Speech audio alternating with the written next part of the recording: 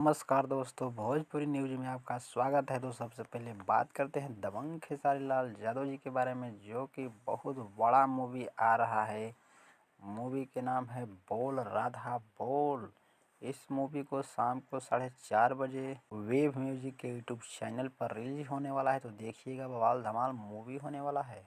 उसके बाद में हम बात करते हैं बहुत बवाल धमाल मचाने वाला मूवी, जो कि मूवी का नाम है कारपोरेट बहू। ये बी फॉर यू भोजपुरी के यूट्यूब चैनल पर आ रहा है। ये शाम के 6:30 पर, तो देखिएगा, बहुत ही बवाल धमाल मचाने वाला मूवी है। उसके बाद में हम बात करते हैं पावर स्टार पवन सिंह और रवि किशन के मूवी, बहुत ही बवाल धमाल कट्टा तनल दुपट्टा पर। यह भी बवाल धमाल मूवी है, जो कि सुबह 6 बजे आ रहा है वर्ल्ड वाइडर भोजपुरी के यूट्यूब चैनल पर, तो देखिएगा, बवाल मूवी है।